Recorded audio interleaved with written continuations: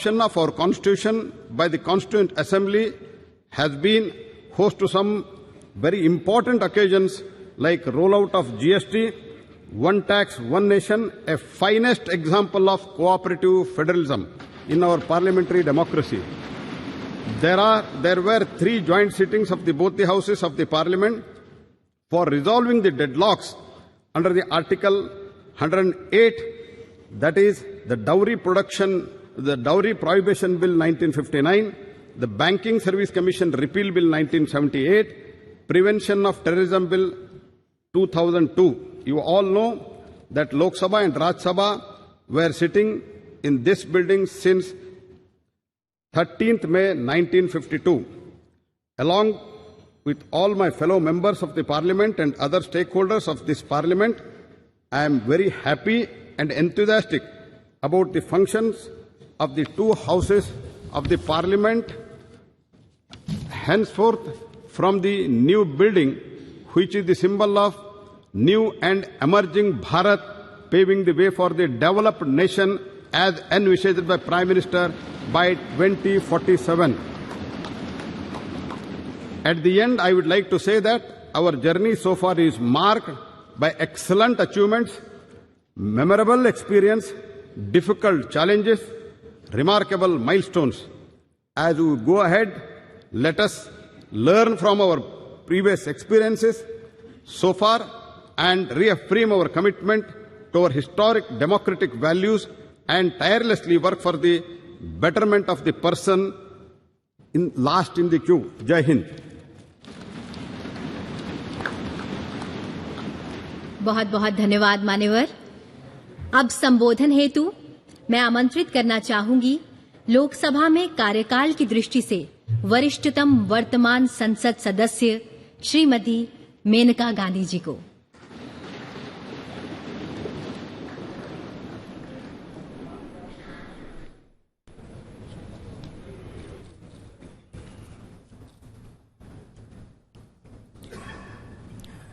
Honorable Vice President, Chairman of the Rajya Sabha, Honorable Speaker, Honorable Prime Minister, Ministers, and esteemed colleagues of this distinguished House.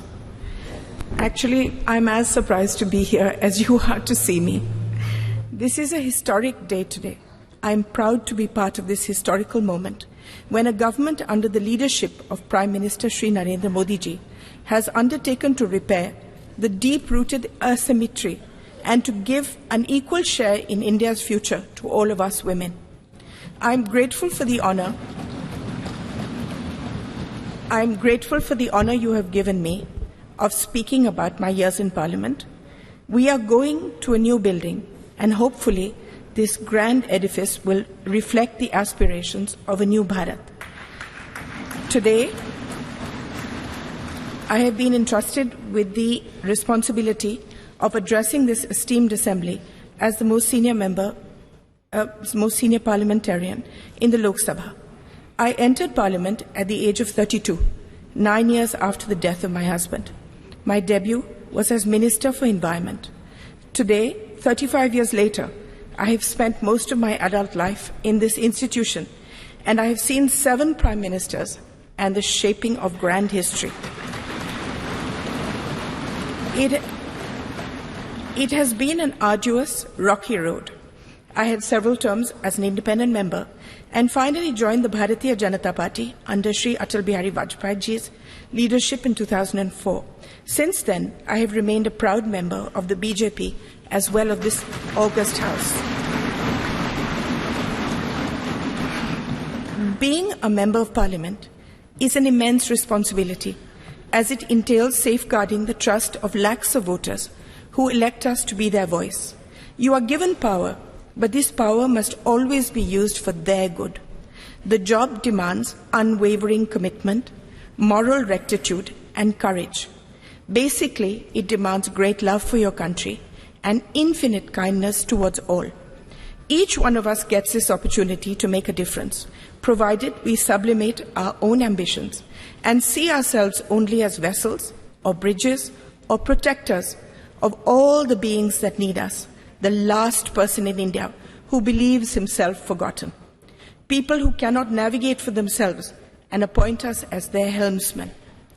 I have tried to make the most of every minute to bring about change wherever I am, whether as Environment Minister, when many institutions and laws that safeguard us were passed, as Social Justice Minister, setting up Alimco, which now looks after all the disabled in the country, Childline, which was regarded internationally as the best institution for looking after street children, stopping child labor in the carpet industry. You can change things wherever you are. For instance, in the opposition as a BJP member, as chairperson of the often ignored Assurances Committee, we changed the way people were experimented on by pharmaceutical companies. They were not paid or even asked before becoming guinea pigs. This was changed by us. During Atalji's time, we brought in the vital red and green dot on foods, allowing people to know whether they were eating vegetarian, non-vegetarian food. We repaired an institutional deception by food companies. No service, no job is too small that it should not be taken seriously. My happiest moment was being given the responsibility by the Prime Minister, who coined the phrase Beti Bachao, Beti Padhao.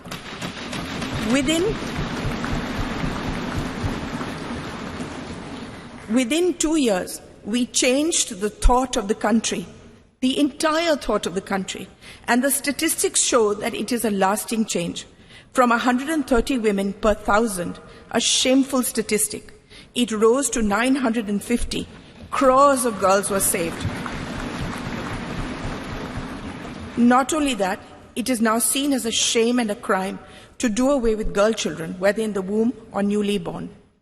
Now that we are going into a new building, a new phase, I want to tell all the young people here that politics is never fulfilling unless you have a grand passion and a commitment outside it, unless a fire of curiosity burns within you.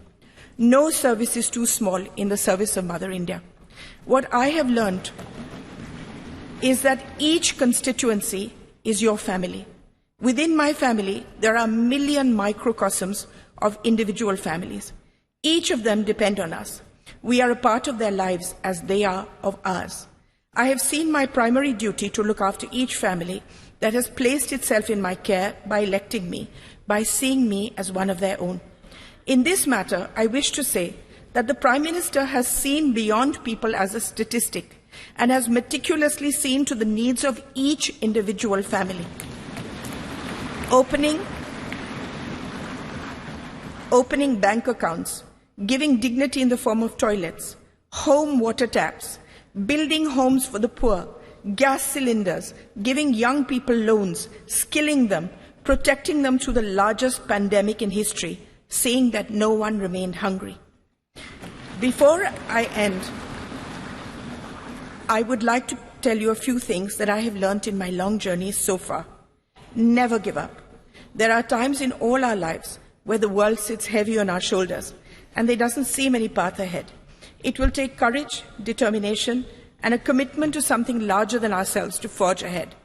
Have faith in the goodness of your fellow man. Quieten your mind and soldier on. Believe in yourself. You are an instrument of goodness. If you fight for good, you will always be protected. Use the pain that we all have in our hearts to make yourself a better human being, not to embitter you. Use the pain in your heart to see the pain in the hearts of millions of beings around you and dedicate your life to them. I want to speak to all the women here. The world is still an unequal place, and we as women need to be the greatest champions of and for each other. We need to support and protect each other, especially young women across the social spectrum who lead a marginalized existence so that they have the ability to forge their own destinies. There is no greater power in the world than the power of empathy and kindness, and this transforms the life of someone weaker than you. Kindness serves as its own reward. The greatest bank balance that we will ever possess is that of good deeds that we leave in our wake. That is the only legacy that will remain. My faith in God is unwavering. I see Him in everyone and everything. I see everything as sacred. I leave you with one thought. We are all part of one divine thread, and we are all connected, closer than we can imagine. Let us, irrespective of any differences we may have, wish happiness, protection, and on this holy day of Ganesh Chaturthi, a life free of obstacles for us and all our countrymen. Illuminate the lamp of goodness in our hearts. Jai Hind, Jai Bharat.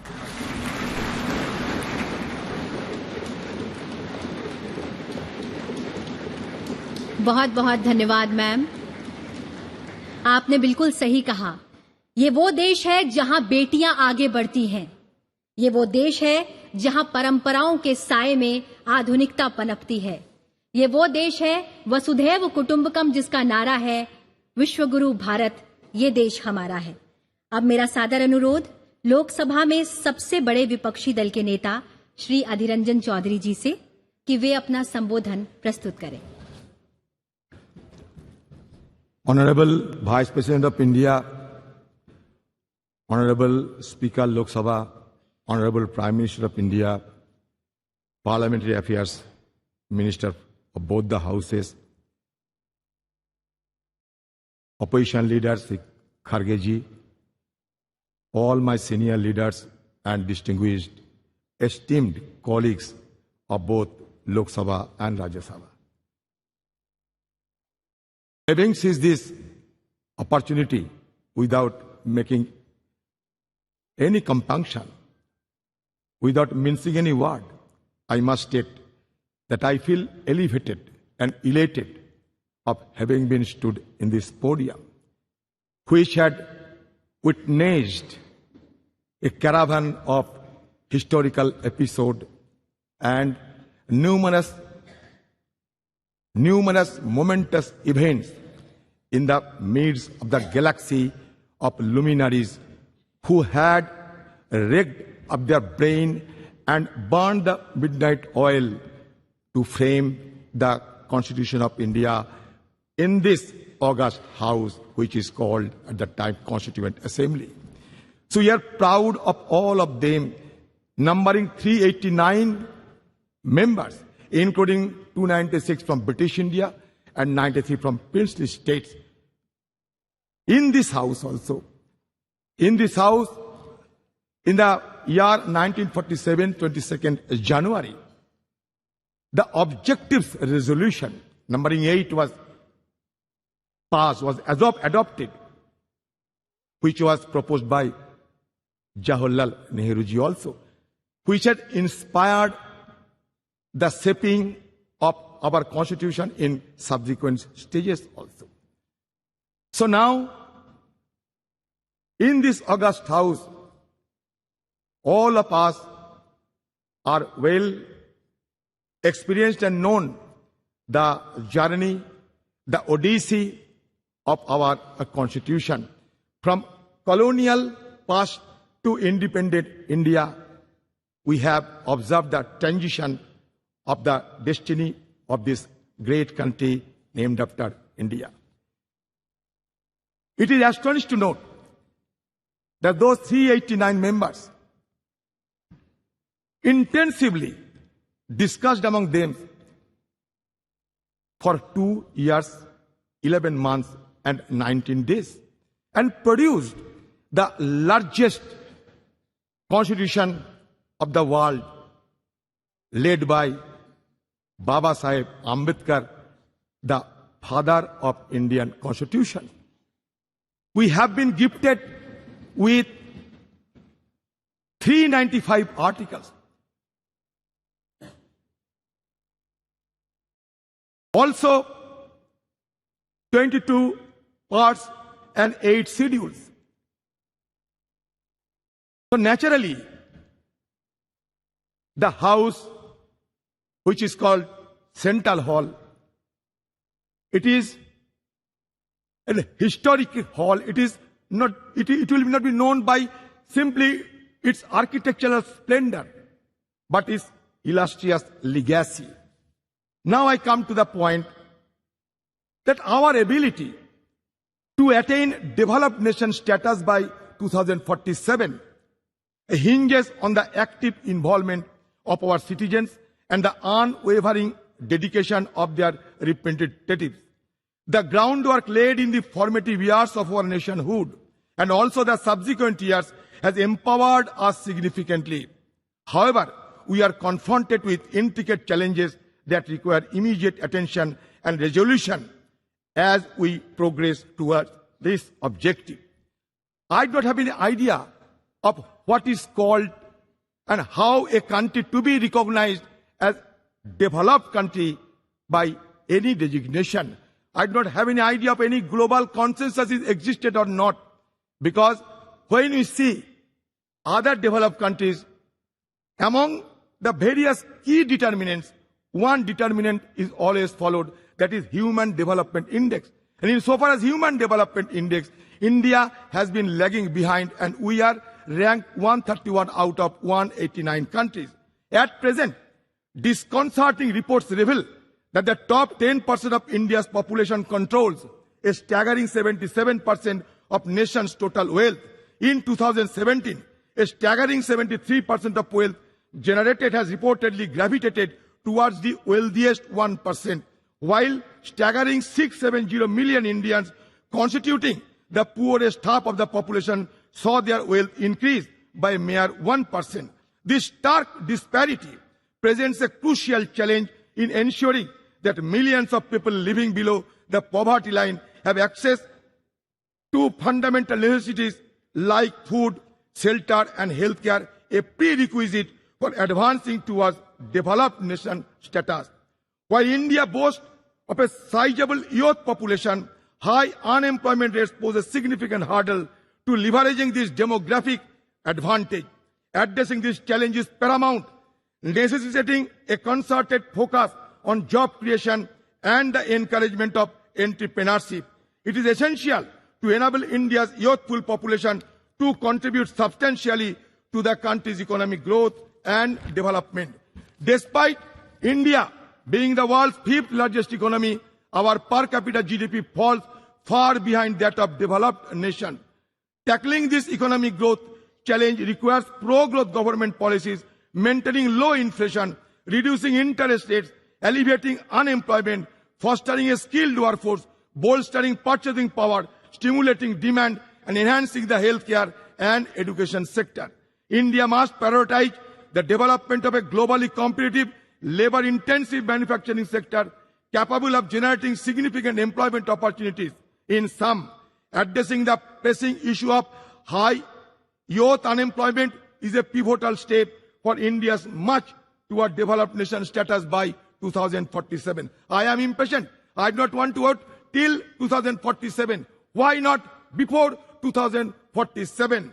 To realize the vision of becoming developed nation, India must pursue a growth trajectory that is both comprehensive and sustainable. Economic growth must be all-inclusive, benefiting every citizen. An overarching focus on human development, encompassing access to healthcare, education and essential services, must be implemented holistically.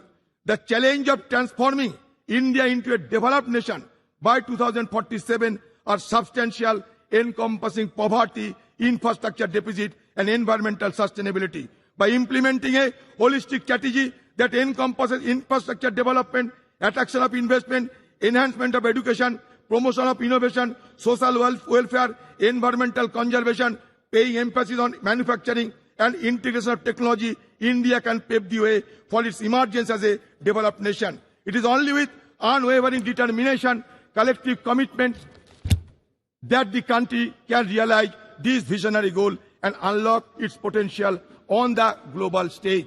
I will conclude by saying that धरती सिखाते हमने सबको बोझ उठाना, गगन सिखाते हमने ऊपर उठते जाना, सूरज की लाली से सीखा जग आलोकित करना, चंदा की किरणों से सीखा सबको पीड़ा हरना, पर्वत ने सिखाए हमने दृढ़ संकल्प बनाना, नदी सिखाए हमने आगे बढ़ते जाना, सागर की लहरों ने सीखा दुख सुख सहे जाना, और तूफान ये सिखलाते हैं आफत में ना घबराना और आफत से टकराना. हम चाहते हैं कि ये separation of power should be maintained in a judicious manner, and also in presence of all the guiding light of our country, I must suggest that India is not a homogeneous society. Rather, it is a heterogeneous society. But now, the need of the hour is to maintain the harmonious society. With this word, I am concluding my speech. Thank you. Jai Hind, Bande Mataram. धन्यवाद sir. अब मेरा सादर आग्रह है राज्यसभा में सदन के नेता श्री पीयूष गोयल जी से कि वे अपना वक्तव्य प्रस्तुत करें। राज्यसभा के सभापति आदरणीय जगदीप धनखड़ जी, श्रद्धेय प्रधानमंत्री श्री नरेंद्र मोदी जी, लोकसभा अध्यक्ष आदरणीय ओम बिरला जी, उपसभापति श्री हरिवंश जी, श्री मल्लिकार्जुन खड़गे जी, श्री आदिर रंजन चौधरी जी, श्री प्रहलाद जोशी जी, माननीय सांसदगण, नमस्कार। गणेश चतुर्थी के पावन अवसर पर आप सभी को हार्दिक शुभकामनाएं। विघ्नहर्ता गणपति बाप्पा सभी को सुख एवं शांति प्रदान करें और देश की प्रगति के लिए हमारे प्रयासों को सफल बनाएं। हमारे संविधान के निर्माता भारत रत्न डॉक्टर बाबा साहेब अम्बेडकर जी तथा संविधान सभा के माननीय सदस्यों की स्मृति को मेरा कृतज्ञ वंदन। विगत 75 वर्षों में देश की सेवा करने वाले सभी सम्मान्य सांसदों को भी मेरा सादर नमन। कल हम सभी ने इस भवन में सार्थक चर्चा की और अपनी यादों और अनुभवों को सबके साथ साझा किया। आज नए संसद भवन में प्रवेश करना एक ऐतिहासिक पल है जो हम सभी के लिए यादगार रहेगा। इस शुभ अवसर पर मैं आप सभी को बहुत बहुत बधाई देना चाहता हूं। नया संसद भवन हमारी सांस्कृतिक विरासत और आधुनिकता का जीवंत उदाहरण है। नए संसद भवन में स्थापित प्राचीन सेनगोल से प्रेरणा लेकर हम सभी कर्तव्य भावना से देश सेवा के तत्पर रहेंगे। आदरणीय प्रधानमंत्री श्री नरेंद्र मोदी जी के दूरदर्शी नेतृत्व में भारत एक वैश्विक शक्ति बन रहा है।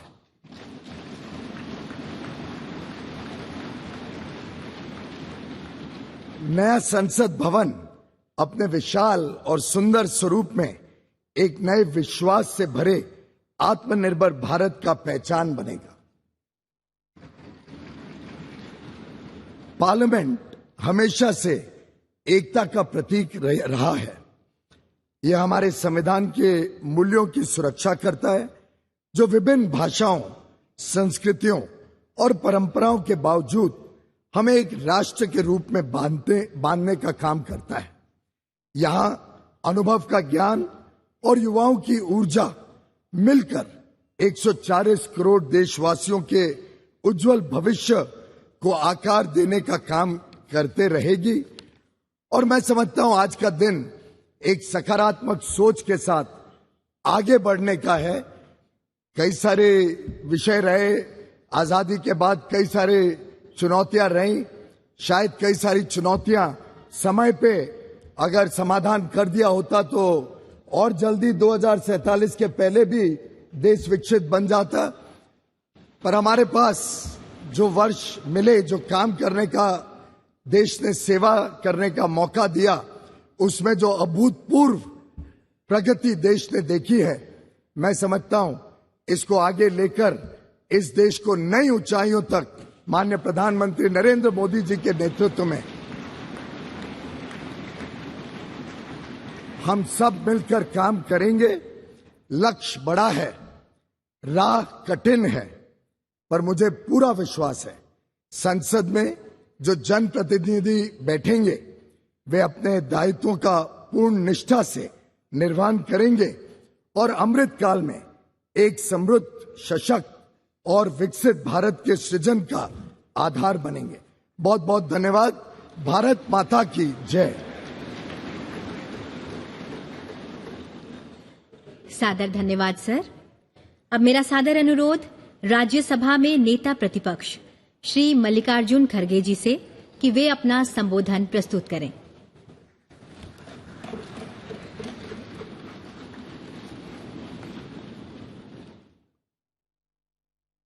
Honorable Vice President of India, Honorable Prime Minister, Honorable Speaker Lok Sabha, Honorable Leader of the Rajya Sabha, Honorable Shri Adiranjan Chaudhary ji, Honorable Minister of Parliamentary Affairs, Honorable Members of Parliament, and all the respected leaders.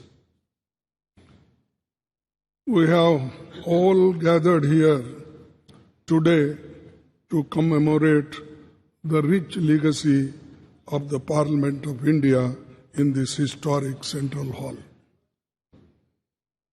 When we talk about Indian parliamentary heritage, the hallowed precinct of this Parliament House and the Central Hall, where we have gathered today, hold a very special significance.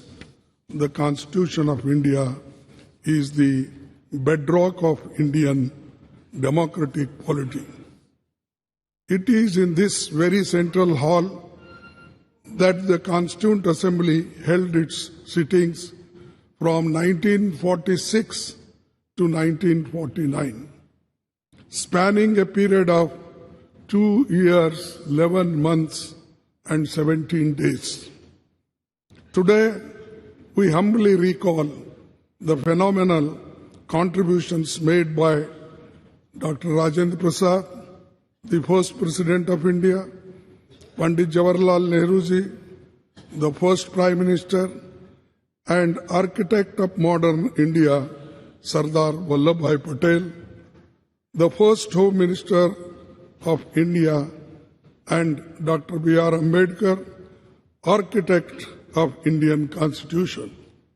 It is also an occasion to recall with gratitude the contributions of Sri G.V. Malvankar, Dr. Sarvapalli Radhakrishnan, and also acknowledge the collective contribution by members of the Constituent Assembly, Provisional Parliament, and First and all subsequent Lok Sabha. This Central Hall was witness to Pandit Nehru's Tryst with Destiny speech on the eve of India's independence.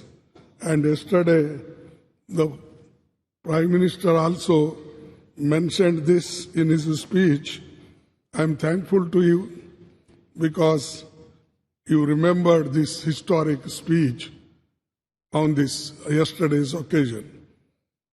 Sir, the India's independence during his speech, the Pandit Nehruji inter alia stated, which I quote, long years ago, we have made a tryst with destiny, and now the time comes when we shall redeem our pledge, not wholly or in full measures, but very substantially.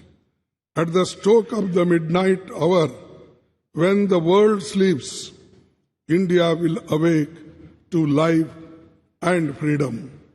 A moment comes, which comes but rarely in history, when we step out from the old to new, when an age ends, and when the soul of the nation, long suppressed, finds utterances.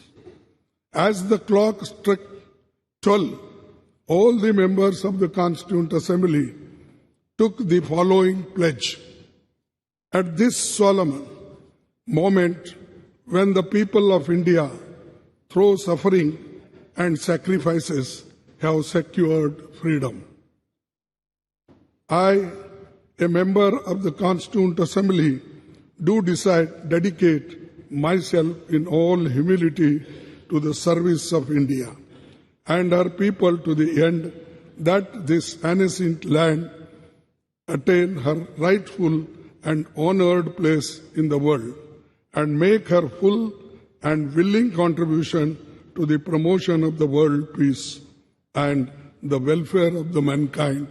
These words spoken on the day of this historic speech of Pandit Jawaharlal Nehru ji. I wish to emphasize at this juncture that this is all due to the collective and dedicated effort by parliamentarians cutting across the party lines over the past 7.5 decades. This rich legacy has formed a strong foundation for India's growth as a powerful democratic nation. Every nook and corner of the Parliament House has witnessed the evolution of our parliamentary democracy over the past 75 years. As we bid adieu to the Parliament House and move to the new Parliament building today, I am overwhelmed with emotions and tinge of pathos. We would, of course, be continuing our parliamentary duties in the new Parliament building, but will miss the Parliament House. The success of the institution lies in the upholding constitutional values and ideals. The idea that institutions are sacrosanct and essential for the success is a fundamental principle in governance and development. We should commit ourselves to adhere to and preserving the constitutional values and parliamentary traditions as the country moves ahead in effectively performing parliamentary duties and in our endeavors for the growth of our nation. To build this country, forgetting our political parties, we should be one to build the nation, to protect the nation, to protect the Constitution, to protect the democracy. This must be our aim. With these words and one quote I will say, no man can be grateful at the cost of his honor. No woman can be grateful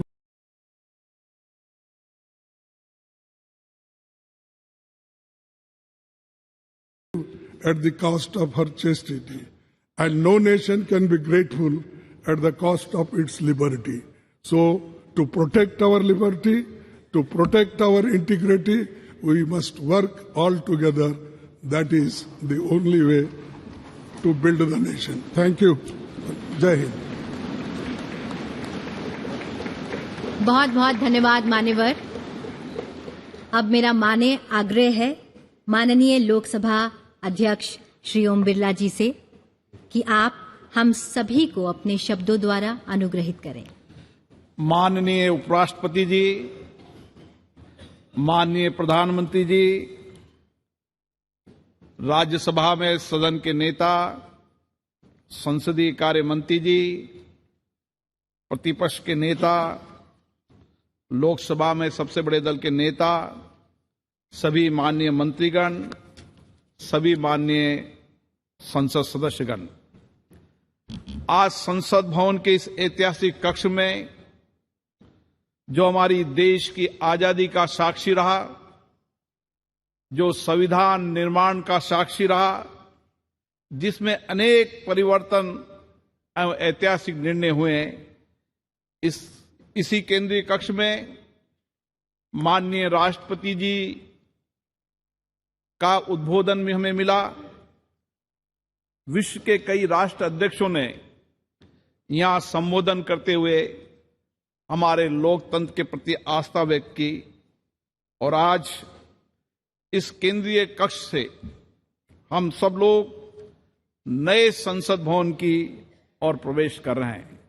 ये नया संसद भवन हम सब के लिए नई आकांक्षाओं, नई अपेक्षाओं, और नई उम्मीद, नई उमंग के साथ होगा, मेरी ऐसी आशा है। आज इस अवसर पर उन सब स्वतंत्रता सेनानियों को भी नमन करता हूं जिन्होंने हमारे भविष्य के लिए, हमारे कल के लिए अपना वर्तमान बलिदान कर दिया। मैं आज उन महान नेताओं को भी नमन करता हूं जिन्होंने इस केंद्रीय कक्ष में दुनिया का सबसे बड़ा संविधान निर्माण में अपना अमूल्य योगदान दिया, जिन्होंने देश में आर्थिक सामाजिक परिवर्तन लाने में अपना दायित्व निभाया। आज हम उन सभी मान्य सदस्यों को भी स्मरण कर रहे हैं, याद कर रहे हैं, जो हमारे बीच में नहीं रहे लेकिन जिन्होंने अपने संवैधानिक दायित्वों का निर्वहन करते हुए देश की प्रगति में योगदान दिया। मैं आज संसद के उन सभी माननीय सांसदों का भी हार्दिक अभिनंदन करता हूं जिनके लंबे संसदीय अनुभव का लाभ आज हमें मिल रहा है। ये संसद भवन अनेक ऐतिहासिक घटनाओं, निर्णयों और परिवर्तनकारी कानूनों के निर्माण का साक्षी रहा है। हमारी संसद कई घटनाओं का मंच रही है जिन्होंने 75 वर्षों में इस देश को एक ऐसा स्वरूप दिया है जो दुनिया में एक नई ताकत और सामर्थ्य रखता है। हमारी संसद देश की करोड़ों जनता की अभिव्यक्ति एवं भावनाओं का माध्यम रही है, जहां हमें लोकतांत्रिक संस्कृति के अनुरूप चर्चा और संवाद से अनेक चुनौतियों का समाधान निकाला है और कई श्रेष्ठतम प्रतिमान स्थापित की हैं। इन 75 वर्ष की संसदीय लोकतंत्र की गौरवशाली यात्रा में हमने देश में कई क्रांतिकारी बदलाव भी किए। आज जनता नए भारत के लिए आकांक्षी है। आज लोगों को हमसे अपेक्षाएं बढ़ी है, आकांक्षाएं बढ़ी हैं, उम्मीद बढ़ी है। ऐसे में हमारी जिम्मेदारी और बढ़ जाती है कि हम अपने संवैधानिक दायित्वों का शुद्ध अंतर्करण से निर्वहन करें और उनकी अपेक्षाओं, आकांक्षाओं और उम्मीदों को पूरा करें और आकांक्षी भारत के सपनों को साकार करें। मान्यवर, हम सबका सौभाग्य है कि हम ऐसे कालखंड के जनप्रतिनिधि हैं जिस समय भारत हर क्षेत्र में तेजी से आगे बढ़ रहा है। हमारी लोकतांत्रिक संस्कृति और हमारा श्रेष्ठ नेतृत्व के कारण हम पूरे विश्व को एक परिवार के रूप में लेकर वैश्विक चुनौतियों का समाधान के लिए भारत एक सार्थक भूमिका निभा रहा है। आज हम नए भवन में प्रवेश कर रहे हैं।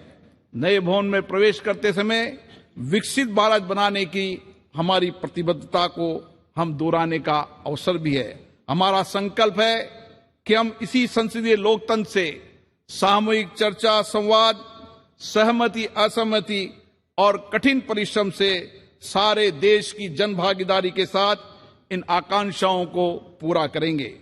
विश्व के सबसे बड़े संसदीय लोकतंत्र होने के नाते हमारी जिम्मेदारी और बढ़ जाती है।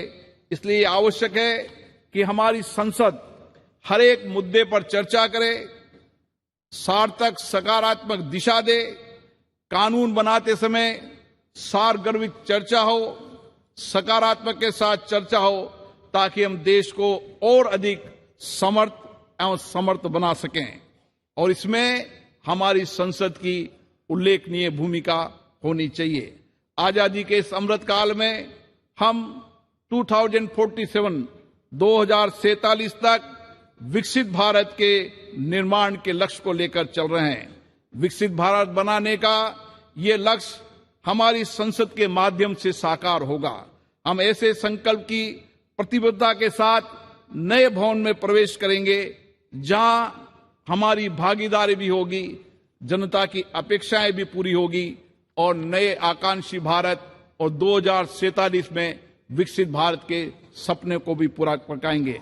आज गणेश चतुर्थी के शुभ दिन, ऐसे शुभ दिन पर अच्छी परंपराएं, अच्छी परिपाटियां, अच्छी प्रथाएं, अच्छे अनुभव हम साथ लेकर जाएं और नए संसद भवन में उनको स्थापित करें, ताकि विश्व के लिए भारत का लोकतंत्र मार्गदर्शक बन सके।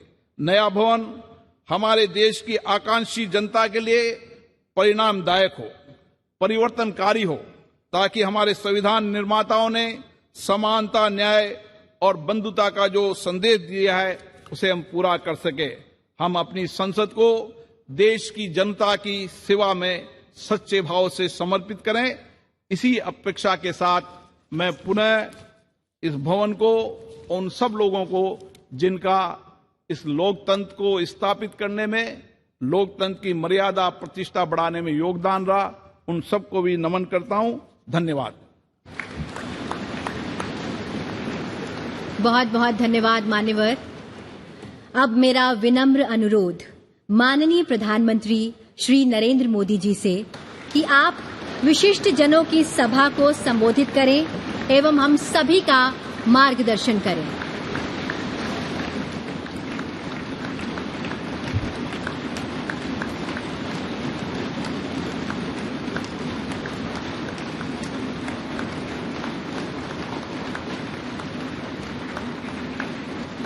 आदरणीय उपराष्ट्रपति जी,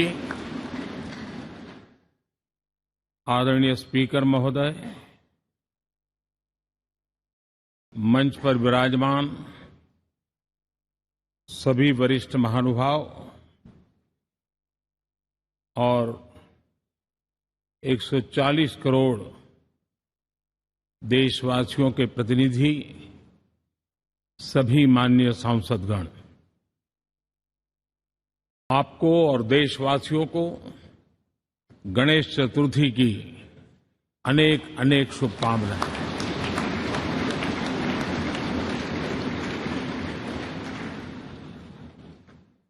आज नए संसद भवन में हम सब मिलकर के नए भविष्य का श्री गणेश करने जा रहे हैं।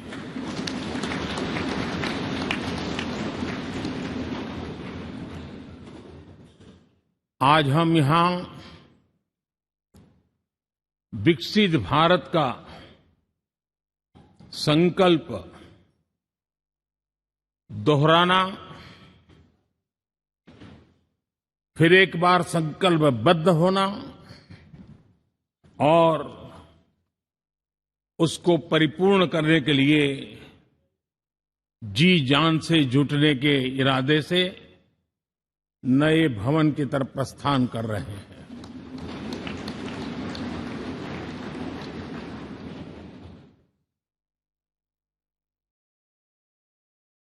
सम्माननीय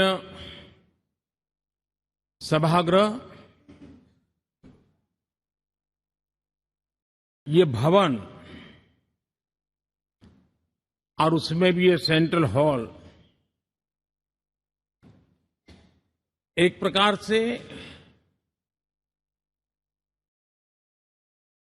हमारी भावनाओं से भरा हुआ है। हमें भावुक भी करता है और हमें हमारे कर्तव्य के लिए प्रेरित भी करता है। आजादी के पूर्व ये खंड एक प्रकार से लाइब्रेरी के रूप में इस्तेमाल होता था, लेकिन बाद में संविधान सभा की बैठक यहां शुरू हुई और उन संविधान सभा की बैठकों के द्वारा गहन चर्चा विचारणा कर करके हमारा संविधान यहीं पर आकार लिया। यहीं पर 1947 में अंग्रेजी हुकूमत ने सत्ता हस्तांतरण किया, उस प्रक्रिया का भी साक्षी हमारा ये सेंट्रल हॉल है। इसी सेंट्रल हॉल में भारत के तिरंगे को अपनाया गया। हमारे राष्ट्रगान को अपनाया गया और ऐतिहासिक अवसरों पर आजादी के बाद भी सभी सरकारों के दरमियान अनेक अवसर आए जब दोनों सदनों ने मिलकर के यहां पर भारत के भाग्य को गढ़ने के पर विचार किया, सहमति बनाई और निर्णय भी किए। 1952 के बाद दुनिया के करीब 41 राष्ट्राध्यक्षों ने इस सेंट्रल हॉल में हमारे सभी माननीय सांसदों को संबोधित किया है।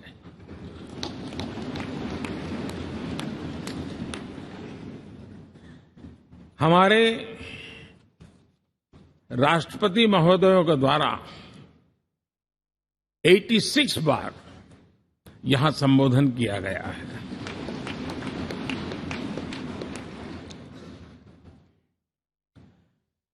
बीते 7 दशकों में जो भी साथी इन जिम्मेवारियों से गुजरे हैं, जिम्मेवारियों को संभाली है, अनेक कानूनों, अनेक संशोधन और अनेक सुधारों का हिस्सा रहे हैं। अभी तक लोकसभा और राज्यसभा ने मिलकर करीब करीब 4000 से अधिक कानून पास किए हैं।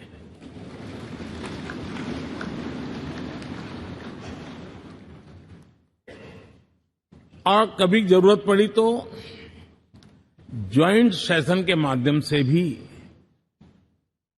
कानून पारित करने की दिशा में रणनीति बनानी पड़ी और उसके तहत भी दहेज रोकथाम कानून हो, बैंकिंग सर्विस कमीशन बिल हो, आतंक से लड़ने के लिए कानून हो, ये संयुक्त सत्र में पास किए गए हैं, इसी गृह में पास किए गए। इसी संसद में मुस्लिम बहन बेटियों को न्याय की जो प्रतीक्षा थी, शाहबानो केस के कारण कुछ गाड़ी उल्टी पार्टी पर चढ़ गई थी। इसी सदन ने हमारी उस गलतियों को ठीक किया और 3 तलाक विरुद्ध कानून हम सब ने मिलकर के पारित किया।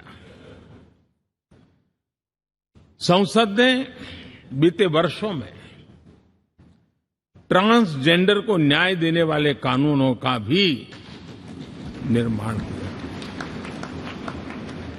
इसके माध्यम से हम ट्रांसजेंडर के प्रति सद्भाव और सम्मान के भाव के साथ उनको नौकरी, शिक्षा, स्वास्थ्य, बाकी जो सुविधाएं हैं, एक गरिमा के साथ प्राप्त कर सके, इसकी दिशा में हम आगे बढ़े। हम सभी ने मिलकर हमारे दिव्यांग जनों के लिए भी उनकी जरूरतों को देखते हुए, उनके एस्पिरेशंस को देखते हुए ऐसे कानूनों का निर्माण किया जो उनके लिए उज्जवल भविष्य की गारंटी बन रहे हैं। आर्टिकल 370 हटाने से लेकर वो विषय ऐसा रहा जो शायद ही कोई दशक ऐसा होगा कि चर्चा न हुई हो, चिंता न हुई हो और मांग न हुई हो। आक्रोश भी व्यक्त हुआ, सभागृह में भी हुआ, सभागृह के बाहर भी हुआ। लेकिन हम सबका सौभाग्य है कि हमें सदन में आर्टिकल 370 से मुक्ति पाने का, अलगाववाद, आतंकवाद के खिलाफ लड़ाई लड़ने का एक बड़ा महत्वपूर्ण कदम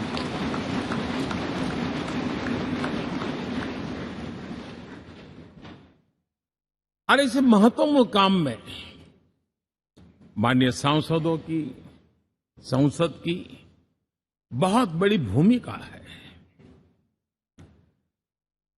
जम्मू कश्मीर में इसी सदन में निर्मित हुआ संविधान हमारे पूर्वजों ने दिया हुआ वो महामूल्य दस्तावेज जम्मू कश्मीर में लागू करते हैं तो इस मिट्टी को प्रणाम करने का मन करता है। आज जम्मू और कश्मीर शांति और विकास के रास्ते पर चलने के लिए प्रतिबद्ध हुआ है और नए उमंग, नए उत्साह, नए संकल्प के साथ जम्मू कश्मीर के लोग आगे बढ़ने का कोई मौका अब छोड़ना नहीं चाहते हैं। ये दिखाता है कि संसद के सदस्यों ने मिलकर के संसद के भवन में कितने महत्वपूर्ण काम किए हैं। माननीय सांसदगण, लाल किले से मैंने कहा था यही समय है, सही समय है।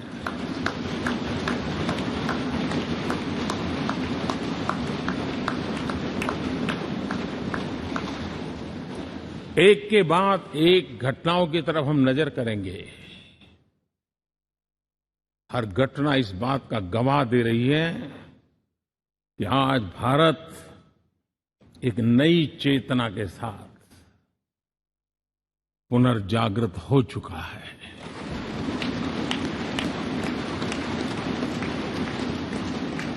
भारत नई ऊर्जा से भर चुका है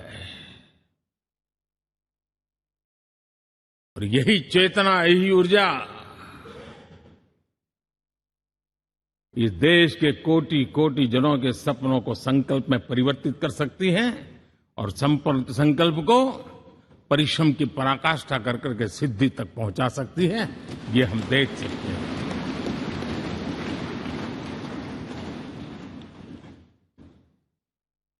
और मेरा विश्वास है देश जिस दिशा में चल पड़ा है, इच्छित परिणाम अवश्य प्राप्त होंगे।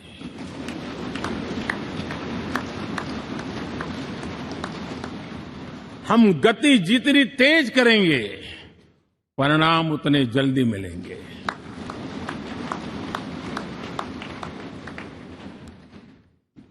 आज भारत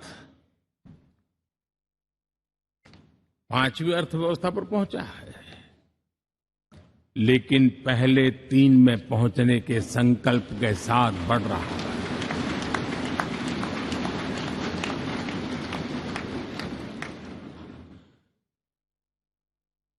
और मैं जिस स्थान पर बैठा हूं, जो जानकारियां प्राप्त होती है उसके आधार पर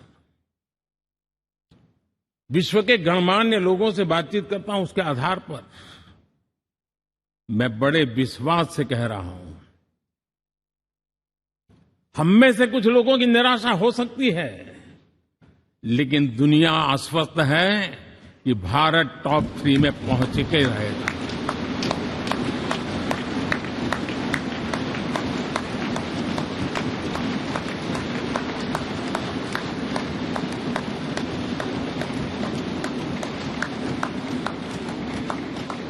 भारत का बैंकिंग सेक्टर आज अपनी मजबूती के कारण से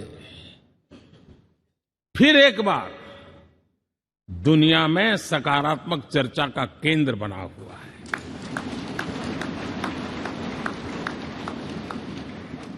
भारत का गवर्नेंस का मॉडल, यूपीआई, डिजिटल स्टैक, मैं इस G20 में देख रहा था, मैंने बाली में भी देखा। टेक्नोलॉजी की दुनिया को लेकर के भारत का नौजवान जिस प्रकार से आगे बढ़ रहा है, पूरे विश्व के लिए कौतुक भी है, आकर्षण भी है और स्वीकृति भी है।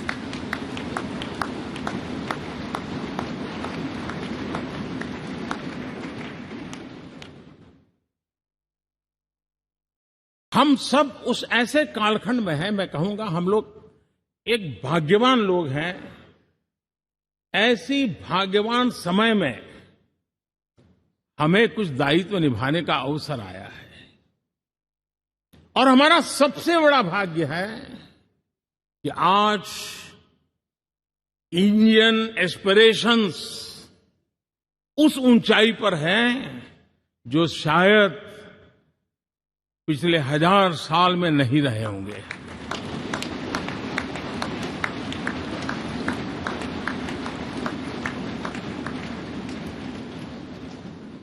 गुलामी के जंजीरों ने उसके एस्पिरेशंस को दबोच के रखा था।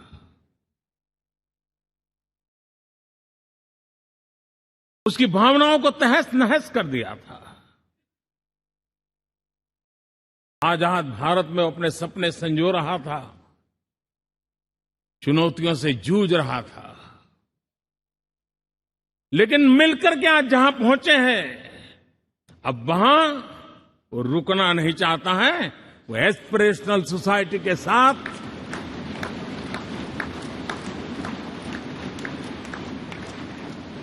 नए लक्ष्य गढ़ना चाहता है।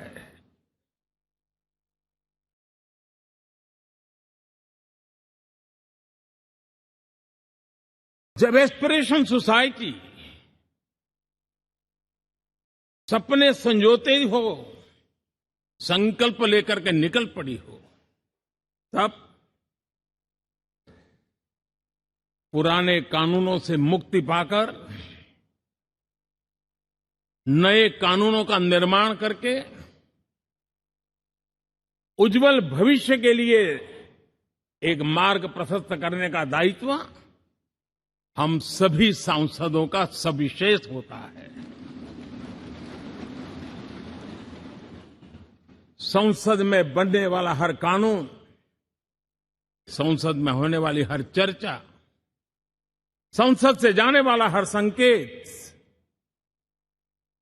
इंडियन एस्पिरेशन को बढ़ावा देने के लिए ही होना चाहिए। ये हम सबकी भावना भी है, कर्तव्य भी है और एक एक देशवासी की हमसे अपेक्षा भी है।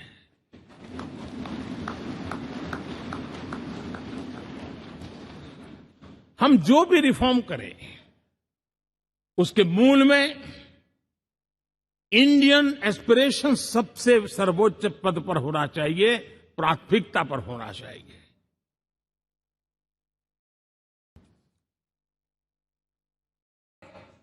लेकिन मैं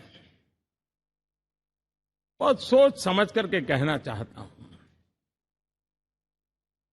क्या कभी छोटे कैनवास पर कोई बड़ा चित्र बना सकता है क्या?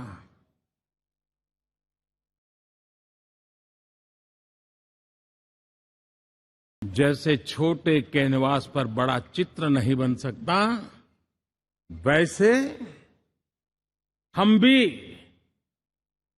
अगर हमारे सोचने के कैनवास को बड़ा नहीं कर सकते तो भव्य भारत का चित्र भी हम नहीं अंकित कर सकते।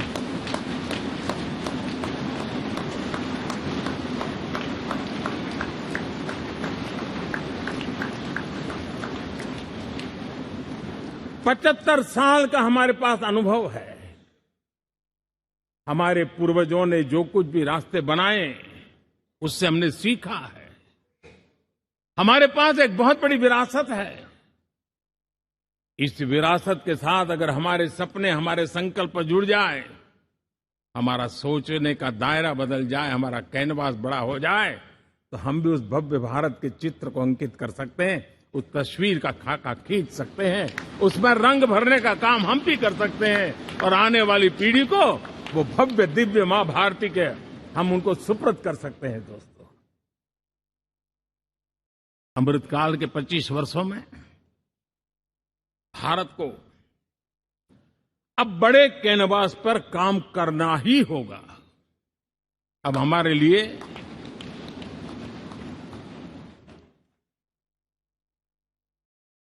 छोटी छोटी चीजों में उलझना वो वक्त चला गया है। हमें आत्मनिर्भर भारत बनाने के लक्ष्य को सबसे पहले परिपूर्ण करना चाहिए। और हमसे शुरुआत होती है, हर नागरिक से शुरुआत होती है। और आज दुनिया में भी एक समय ऐसा था कि लोग मुझे कहते थे, हमारे बड़े बड़े बुद्धिजीवी और अर्थशास्त्री लिखते थे कि मोदी आत्मनिर्भर की बात करता है तो मल्टीलेटरलिज्म के सामने चुनौती तो बन नहीं जाएगा, ग्लोबल इकोनॉमी के जमाने में ठीक तो नहीं होगा। लेकिन 5 साल के भीतर भीतर देखा, दुनिया भारत के आत्मनिर्भर मॉडल की चर्चा करने लग गई है।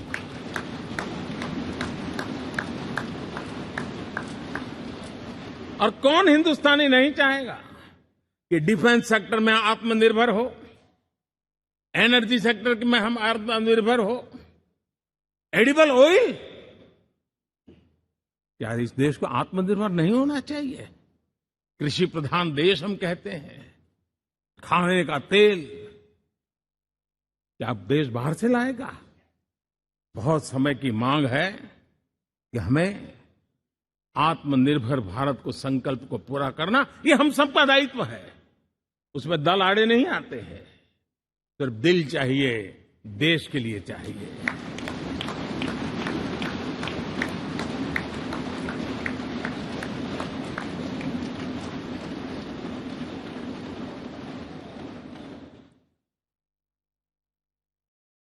हमें अब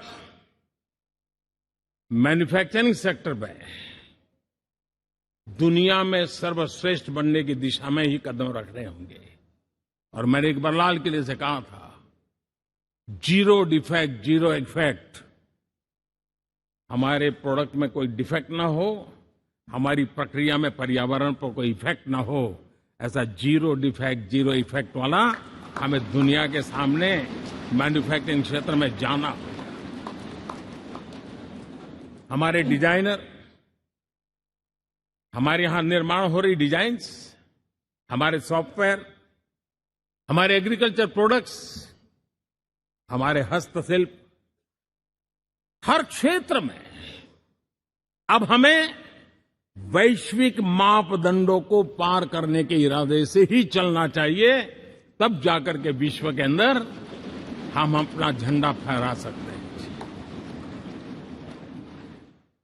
मेरे गांव में मेरा सबसे अच्छा माल हो, इतनी बात नहीं चलेगी। मेरे राज्य में मेरा सबसे अच्छा प्रोडक्ट नहीं चलेगा, मेरे देश में मेरा सबसे अच्छा प्रोडक्ट नहीं चलेगा, दुनिया में मेरा प्रोडक्ट सबसे अच्छा होगा, ये भाव हमें पैदा है।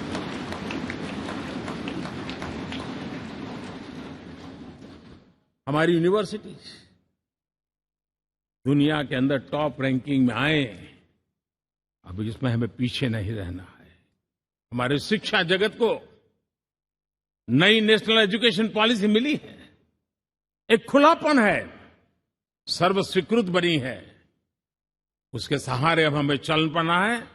और दुनिया के टॉप मोस्ट यूनिवर्सिटीज में अभी जब G20 में विश्व के मेहमान आए तो मैंने नालंदा की एक तस्वीर रखी थी वहां, और जब मैं दुनिया को कहता था 1500 साल पहले मेरे देश में दुनिया की उत्तम से उत्तम यूनिवर्सिटी हुआ करती थी, तो उन सुनते ही रह जाते थे।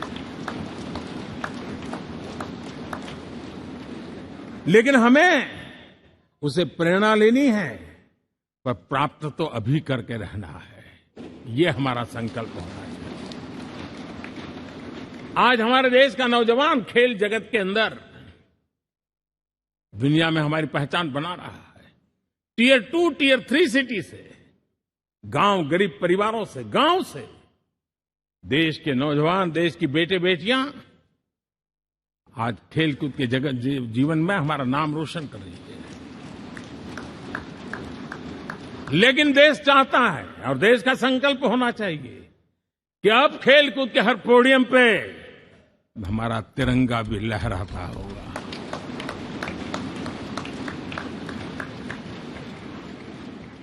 हमें अब पूरा हमारा दिमाग क्वालिटी पर फोकस करना ही होगा, ताकि हम विश्व की आशा अपेक्षाओं के अनुकूल और भारत के सामान्य मानव के जीवन में भी क्वालिटी ऑफ लाइफ के प्रति जो एस्पिरेशन बढ़ा है, उसको हम एड्रेस कर पाए। और जैसे मैंने कहा कि हम भाग्यवान हैं कि हम उस समय काम कर रहे हैं जब समाज अपने आप एक एस्पिरेशनल सोसाइटी है। हमारा और भी एक भाग्य है कि हम उस समय हैं जब हिंदुस्तान युवा देश है। हम दुनिया में सबसे ज्यादा जन आबादी वाला तो देश बने ही हैं, लेकिन सबसे बड़ी आबादी उसमें भी सबसे युवा ये पहली बार हुआ है।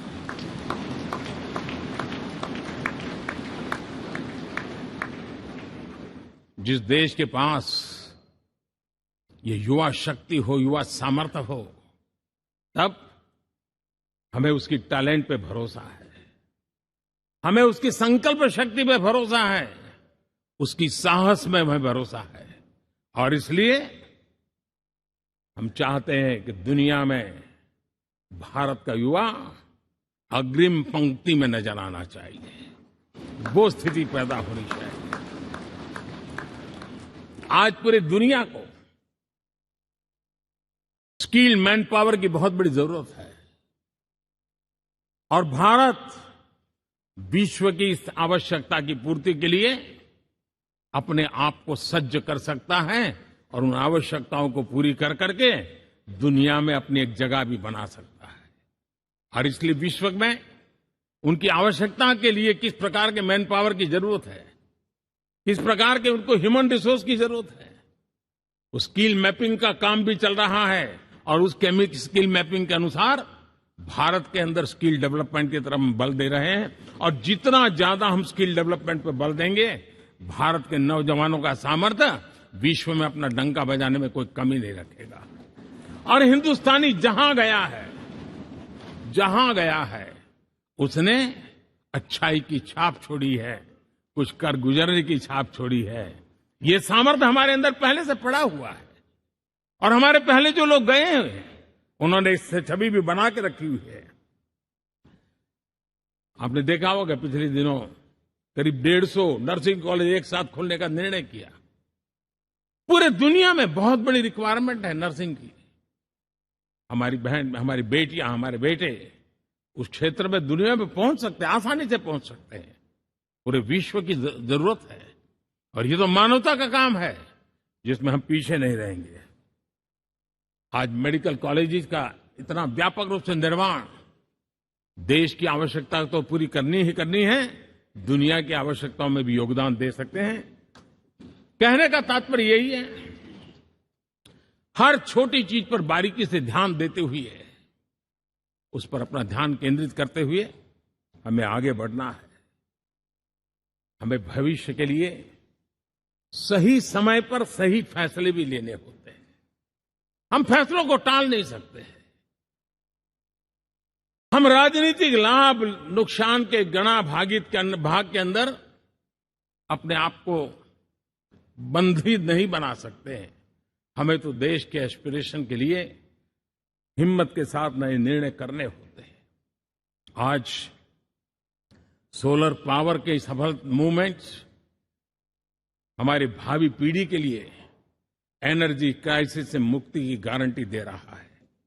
आज मिशन हाइड्रोजन आने वाले दिनों में जो एनवायरमेंट की चिंता है, जो टेक्नोलॉजी में बदलाव आ रहा है, उसके समाधान का रास्ता देने का सामर्थ्य रखती है। आज हमारा सेमीकंडक्टर जिस प्रकार से जीवन चलाने में हमारे हृदय की जरूरत रहती है, वैसे ही आज हमारी टेक्नोलॉजी चिप्स के बिना चल नहीं सकती और सेमीकंडक्टर उसके लिए बहुत अनिवार्य है। उस दिशा में हम आगे जाकर के इलेक्ट्रॉनिक मैन्युफैक्चरिंग में कोई रुकावट ना आए और जीवन कहीं अटक न जाए, उसलिए एक बहुत बड़ी मात्रा में हम काम कर रहे हैं। जल जीवन मिशन, हर जिले में 75 अमृत सरोवर, हमारी भावी पीढ़ी को, हमारे बच्चों को उनको कभी पानी के बिना तरसना न पड़े, इसकी चिंता हम आज कर रहे हैं। विश्व के बाजार में हमारा हर व्यापार कारोबार पहुंचे, कॉम्पिटिटिव ताकत के साथ खड़ा रहे, लॉजिस्टिक सिस्टम को और अधिक कम खर्च वाला बनाना, एफिशिएंट बनाना, उस दिशा में हम बहुत नीतियां लेकर के चल रहे हैं। आज समय की मांग है कि भारत का एक ऐसा भारत का हम निर्माण करें। नॉलेज, इनोवेशन, ये समय की मांग है और दुनिया में हमें अग्रिम पंक्ति में जाने का ये रास्ता भी है। और इसलिए पिछले हमने समय नेशनल एजुकेशन पॉलिसी के साथ साथ टेक्नोलॉजी के बढ़ावे के लिए हमने रिसर्च और इनोवेशन का एक कानून भी पारित किया है, ताकि हमारे देश के नौजवानों को इस इनोवेशन के और चंद्रयान 3 की सफलता के बाद देश के नौजवानों के मन में विज्ञान की तरफ आकर्षण बढ़ रहा है। हमें मौका गंवाना नहीं है। हमारी युवा पीढ़ी को हमने रिसर्च और इनोवेशन के लिए पूरे अवसर देने हैं और इस इकोसिस्टम को बनाने के लिए हमने एक उज्जवल भविष्य के निर्माण की नींव रखी है। आदरणीय बंधुगण, सामाजिक न्याय ये हमारी पहली शर्त है। बिना सामाजिक न्याय, बिना संतुलन, बिना समभाव, बिना समत्व हम इच्छित परिणामों को घर के भीतर प्राप्त नहीं कर सकते। लेकिन सामाजिक न्याय की चर्चा बहुत सीमित बन के रह गई। हमें उसको व्यापक रूप में देखना होगा। हम किसी गरीब को कोई सुविधा दें, किसी समाज में दबे कुचले व्यक्ति को कोई सुविधा दें, वो तो सामाजिक न्याय की एक प्रक्रिया है। लेकिन उसके घर तक पक्की सड़क बन जाए ना, वो भी सामाजिक न्याय के लिए उसको मजबूती देती है। उसके घर के नजदीक में बच्चों के लिए अगर स्कूल खुल जाए तो वो भी उसको सामाजिक न्याय की मजबूती देती है। उसको बिना खर्च अगर आरोग्य में समय की जरूरत पड़े वो मिले, तब जाकर के सामाजिक न्याय की मजबूती मिलती है। और इसलिए जिस प्रकार से समाज व्यवस्था में सामाजिक न्याय जरूरत है, वैसा ही राष्ट्र व्यवस्था में सामाजिक न्याय की आवश्यकता है। अब देश का कोई हिस्सा पीछे रह जाए, अविकसित रह जाए, ये भी सामाजिक न्याय के खिलाफ है। दुर्भाग्य से देश का पूर्वी इलाका, भारत का पूर्वी भाग जो समृद्धि से भरा हुआ है, लेकिन वहां के नौजवानों को रोजगार के लिए दूसरे इलाके में जाना पड़ रहा है। ये स्थिति हमें बदलनी है। हमारे देश के उस पूर्वी भाग को, इलाका को समृद्ध बना करके सामाजिक न्याय की मजबूती भी हमने देनी है। असंतुलित विकास, शरीर कितना भी स्वस्थ क्यों न हो, लेकिन एक उंगली को भी अगर लकवा मार गया है तो शरीर स्वस्थ नहीं माना जाता है। भारत कितना ही समृद्ध हो, लेकिन कोई अंग उसका दुर्बल रह जाए तो भारत समृद्धि में पीछे है, मानना पड़ेगा। और इसलिए हम सर्वांगीण विकास के पक्ष में, सामाजिक न्याय की उस ऊंचाई को प्राप्त करने के पक्ष में, दिशा में हमें आगे बढ़ना है। चाहे पूर्वी भारत हो, चाहे नॉर्थ ईस्ट हो, हमें उन चीजों को प्राप्त करना। और उसीलिए जो रणनीति कितनी सफल हुई है, 100 एस्पिरेशनल डिस्ट्रिक्ट पर विशेष काम किया, नौजवान अफसरों को लगाया गया, एक स्ट्रेटेजी बनाई गई। आज दुनिया उस मॉडल की चर्चा कर रही है और आज 100 डिस्ट्रिक्ट देश के कोने कोने में जो पीछे माने जाते थे, उसको बोझ मान लिया गया था। आज स्थिति ये बनी है कि वो 100 डिस्ट्रिक्ट अपने अपने राज्य में लीड कर रहे हैं, राज्य की एवरेज से भी ऊपर जा रहे हैं। और इस सफलता को देख करके, सामाजिक न्याय की इस भावना को मजबूत करते हुए 100 डिस्ट्रिक्ट में से आगे बढ़ करके अब जमीनी स्तर पर ले जाने के लिए 500 ब्लॉक तक उनको एस्पिरेशनल डिस्ट्रिक्ट ब्लॉक के नाते आइडेंटिफाई करके उसको मजबूती करने देने का काम चल रहा है। और मुझे विश्वास है ये एस्पिरेशनल ब्लॉक्स है, वो एक विकास का नया मॉडल बनने वाले हैं। वो एक प्रकार से देश के विकास के एक नए ऊर्जा केंद्र बनने की संभावना रखते हैं और उस दिशा में भी हम आगे बढ़ रहे हैं। माननीय सांसदगण, आज विश्व की नजर भारत पर है। शीत युद्ध के समय हमारी पहचान कूटनिरपेक्ष देश के रूप में रही। उस समय की जो जरूरत थी, उसके जो लाभ होने थे, उस समय से हम गुजरे हैं। लेकिन अब भारत का स्थान कुछ और बना है और इसलिए उस समय गुटनिरपेक्ष की अवस्था आवश्यक होगी। आज हम उस नीति को लेकर के चल रहे हैं, जिस नीति को अगर हमें पहचानना है तो विश्व मित्र के रूप में हम आगे बढ़ रहे हैं। हम दुनिया से मित्रता कर रहे हैं, दुनिया हमारे में मित्र खोज रही है। ये शायद विश्व में एक भारत ने और दूरी नहीं, हो सके उतनी निकटता, उस रास्ते पर चल करके भी हम अपने विश्व मित्र के रूप में भाव आज सफलतापूर्वक आगे बढ़ा रहे हैं। और मुझे लगता है कि इसका लाभ आज भारत को हो रहा है। भारत आज दुनिया के लिए एक स्टेबल सप्लाई चेन के रूप में उभर रहा है और आज विश्व की ये जरूरत है और उस आवश्यकता की पूर्ति करने का काम G20 में भारत ग्लोबल साउथ के आवाज बनकर के उभरा है।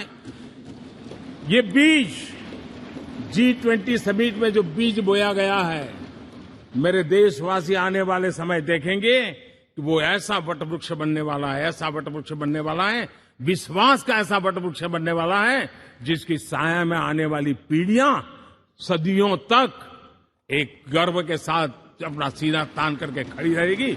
ये मुझे विश्वास है।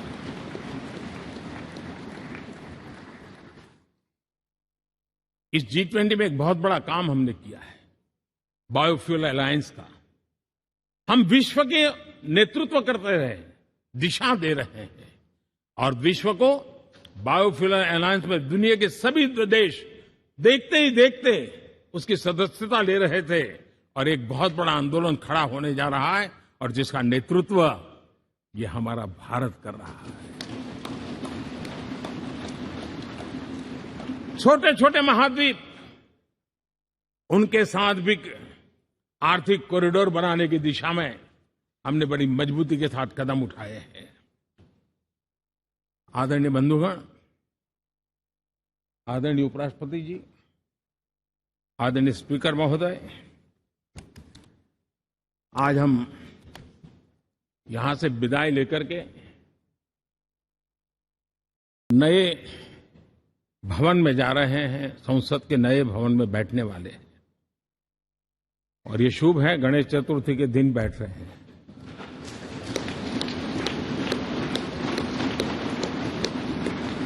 लेकिन मैं एक आप दोनों महानुभावों को एक प्रार्थना कर रहा हूं, एक विचार आपके सामने रख रहा हूं। मैं आशा करता हूं कि आप दोनों मिलकर के उस विचार पर जहां भी जरूरत पड़े मंथन करके कुछ निर्णय अवश्य कीजिए। और मेरी प्रार्थना है, मेरा सुझाव है कि अब हम जब नए सदन में जा रहे हैं तब इसकी गरिमा कभी भी कम नहीं होनी चाहिए।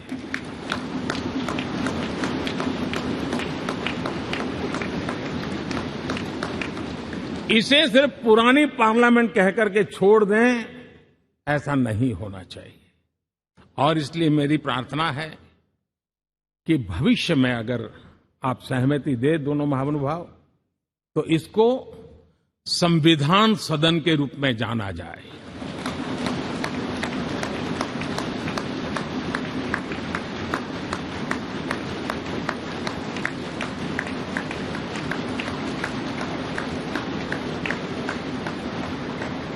ताकि ये हमेशा हमारे रक्षा के लिए हमारी जीवन प्रेरणा बनी रहेगी। और जब संविधान सदन कहेंगे तब उन महापुरुषों का याद भी उसके साथ जुड़ जाएगी जो कभी संविधान सभा में यहां बैठा करते थे, गणमान्य महापुरुष बैठा करते थे। और इसलिए भावी पीढ़ी को ये तोहफा भी देने का अवसर हमें जाने नहीं देना चाहिए।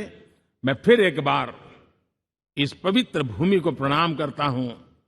यहां पर जो तपस्या हुई है, जन कल्याण के लिए संकल्प हुए हैं, इसको परिपूर्ण करने के लिए 7 दशक से भी अधिक समय से जो पुरुषार्थ हुआ है, उन सबको प्रणाम करते हुए मैं मेरी वाणी को विराम देता हूं और नए सदन के लिए आप सबको शुभकामनाएं देता हूं।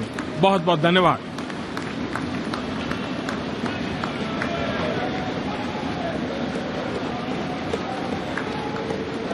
बहुत बहुत धन्यवाद मान्यवर। अब मेरा विनम्र निवेदन माननीय उपराष्ट्रपति जी एवं राज्यसभा सभापति श्री जगदीप धनखड़ जी से कि आप हम सभी का मार्ग प्रशस्त करें।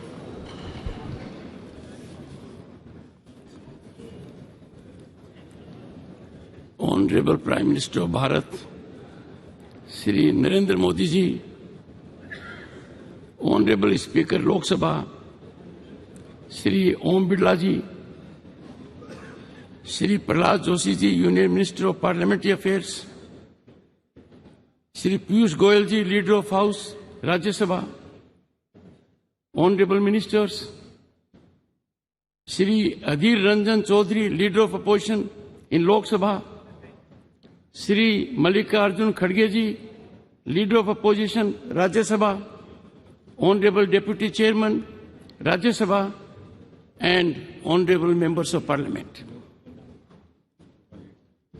गणेश चतुर्थी की सभी को हार्दिक शुभकामनाएं।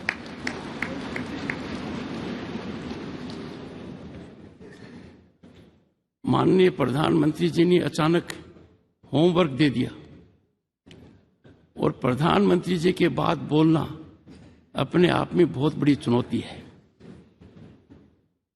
On this momentous occasion, as we stand on the threshold of adding a new chapter to the annals of our parliamentary democracy, I congratulate you all on our phenomenal rise.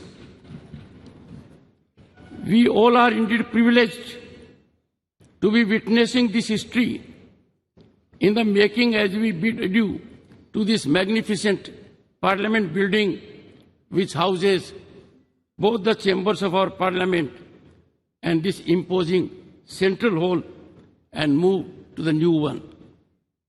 Traversing over 7-decade journey from Samvidhan Sabha to the present day in Amrit Kal, these hallowed precincts have witnessed many a milestone.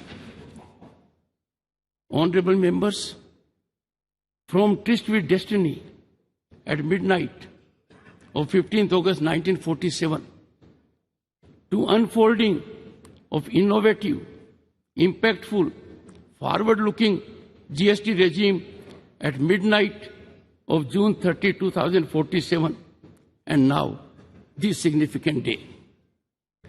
In this very central hall, the members of the Constituent Assembly embarked upon the journey to accomplish the daunting task of drafting the Constitution of India. Deliberations in the Constituent Assembly in this theatre exemplified decorum and healthy debate. Contentious issues were negotiated in a spirit of consensus with scholarly debate and spirited deliberations. Honorable members, we all need to emulate the exemplary conduct of our founding fathers. The new building of Parliament,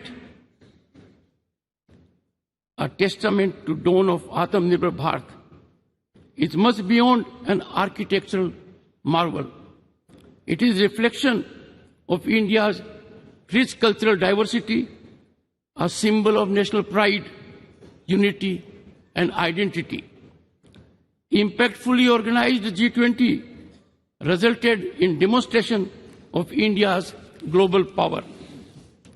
The new building of Parliament, Bharat Mandapam and Yasho Bhumi are the most recent infrastructure masterpieces competing with the best in the world. These iconic venues are set to play a pivotal role in shaping India's tomorrow.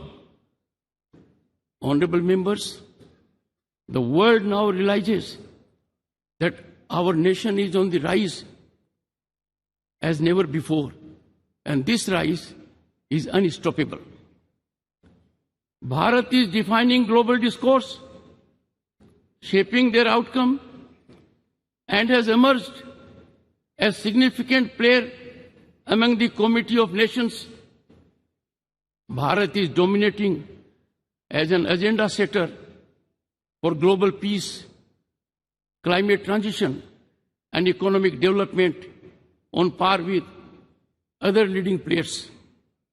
In this encouraging scenario, generating hope and optimism all around, I find it a befitting occasion to congratulate Prime Minister Narendra Modi for his sagacious approach, people-centric vision, missionary zeal, and exemplary execution.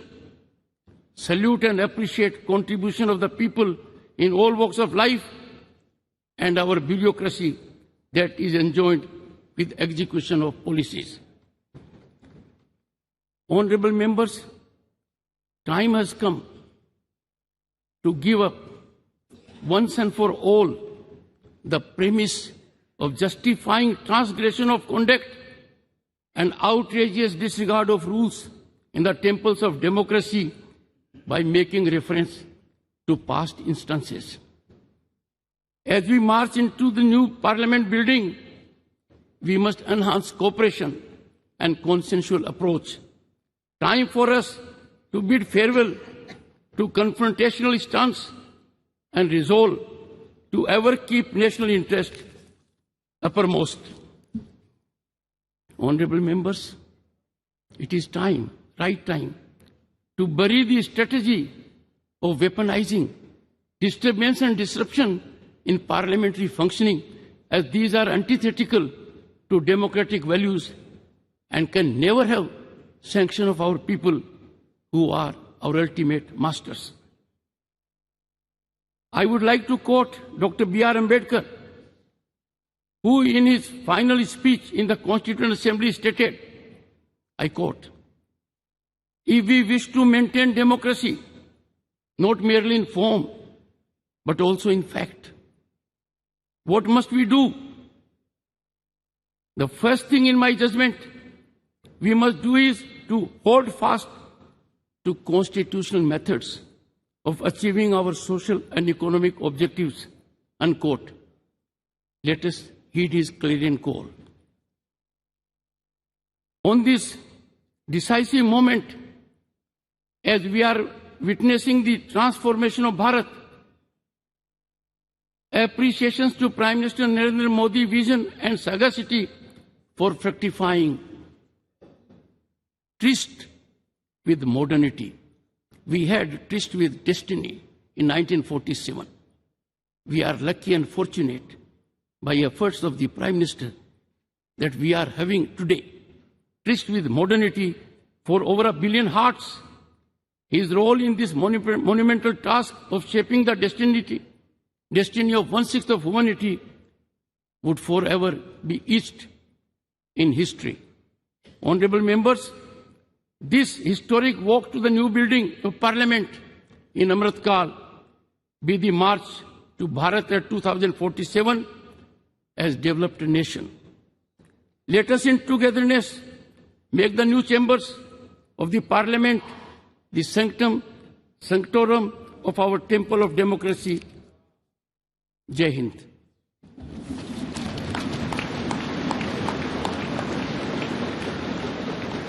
सादर धन्यवाद मान्यवर। कार्यक्रम के समापन से पूर्व आप सभी से अनुरोध कि राष्ट्रगीत के सम्मान में अपने स्थान पर खड़े हो जाएं।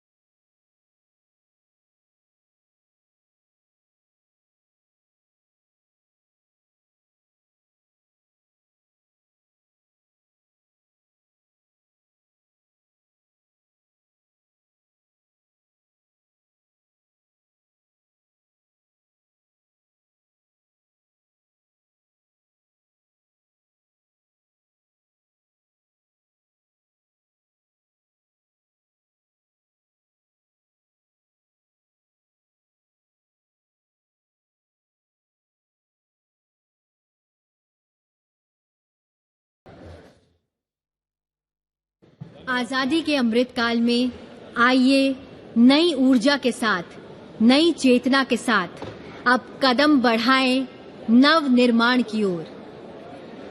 गणपति गजानन का आशीर्वाद ले प्रस्थान करें संसद के नए भवन की ओर, जो भव्य है, विशाल है, आत्मनिर्भर भारत का प्रतिबिंब है, नए भारत का जीवंत स्वरूप है, जहां नूतन है और पुरातन भी, जहां कारीगरी है और तकनीक भी। चलिए कदम बढ़ाएं भारत की संसद के नए भवन की ओर और नए लक्ष्यों के साथ रचें नया इतिहास। जय हिंद, जय भारत।